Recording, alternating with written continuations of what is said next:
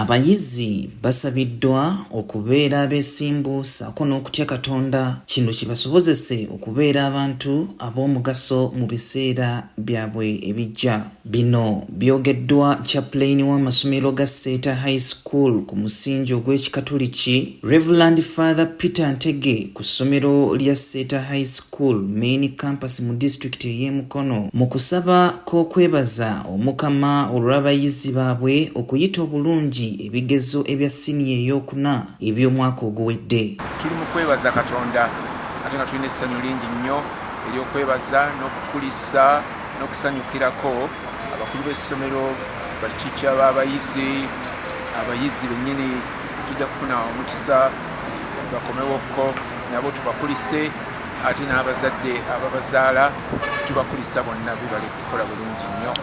Twagala nnyo bakomewo mu Seeta bamalirize elevu mu musingi omulungi gwe bafunye ogutambulidde ku ebintu eby'amakulu tuyita values eza Seeta, okutya Katonda, kubeera abeesimbu, honest and integrity, kubeera ne self control, okwagala nnyo okukola ebintu ne babinyiriza excellence. Twagala bajje babyeyongeremu naye ne bweba tebazze kudda wano ne bagenda walala, values ezo babeere nga ba ambassador, babaka ba Seeta okumanyisa ensi nti masomero gano aga Seeta agali nnyo ku musingi ogw'Obukatoliki n'ogw'Obukristaayo era n'omusingi ogw'eddiini y'Ekirisilamu wano. Essomero lya Seeta High School Main Campus mu disitulikiti ey'e Mukono lyakutte ekifo kya kumwanjo nnyo mu masomero agasingidde ddala okukola obulungi wano mu ggwanga, era ng'omukulu w'essomero lino Namulondo Lydia atwanjulidde ng'abayizi bwe baakoze. Olunaku olwaleero tuli basanyufu bya nsusso olwa Mukama Katonda kyatukoledde nate n'okutuusa leero Omukama atukoze bulungi. Twatuuza abaana 251 aba senior 4. Mu baana bano 251 abaana 23 bonna ne bafuna A. Kitegeeza mu subject omwenda zonna bazibazeeyo nga bafuna D1. Ate abaana 228 bo bafunye A, B ne C, ne tubeera nga ffe twakomyawo. Ate mu bana abaana 23 abafunye A's throughout, abaana 13 babadde bawala n'abaana 10 babadde balenzi. Kale ffe mu kutumbula ebyenjigiriza tutumbula omwana omulamba, ate abawala n'abalenzi bonna okulaba nga tufaayo okubatumbula.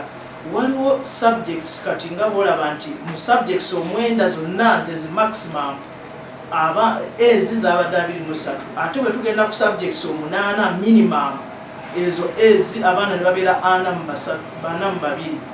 Ate abafunye mu subjects 7 ne baba ne 61, mu subject 6 ne baba ne 41. Mu bufunze abaana baffe bonna baayitidde mu ddaala erisooka. Kusinziira ku curriculum eno empya, kitegeeza nti buli mwana afunye okuva ku A mpaka ku D abakoze bulungi era agwana okufuna certificate. Naye noffe ku Seeta High Main Campus eyo tetwatuuseyo, twakomye ku mutendera gwa C.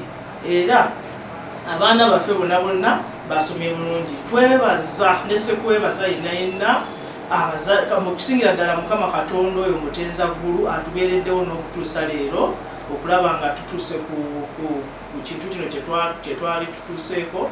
Twebaza abazadde abatuteekamu obwesige.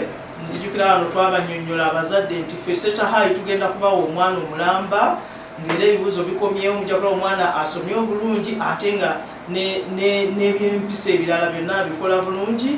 Twebaza abasomesa abafuddeyo nnyo okulaba nga batendeka abaana bano, n'okusingira ddala twebaza bakama baffe omwami Dr. John Chrysostom Muyingo ne Rosemary Namayanja, ba directors. Kulinako HR waffe omulungi ennyo Madam Joan Nagawa, otadde ne Mr. Sekizivu Joseph, bano nga babe babasa baffe ba directors bonna tubasiima okulaba nga mugabiridde abasomesa n'essomero okulaba nti tutuuka ku kkula lino. Bazadde tubeebaliza ddala, mwebale nnyo, mwebalire ddala.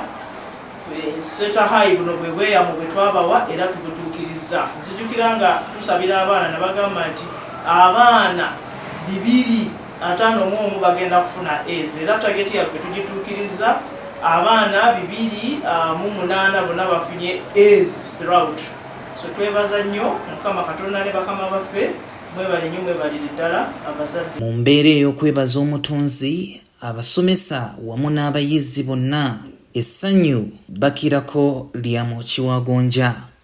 Abayizi baffe abasoose okubanga bakoze bulungi ate si bulungi wabula ne bakolera ddala bulungi ddala. Njagala okwebaza basomesa bannange tubadde tukolagana nabo, bakoze omulimu gw'amaanyi. Bakama baffe batuyambye mu bintu ebisinga, era n'abayizi okuteekamu amaanyi n'okwagala mu buli kimu kye bakola.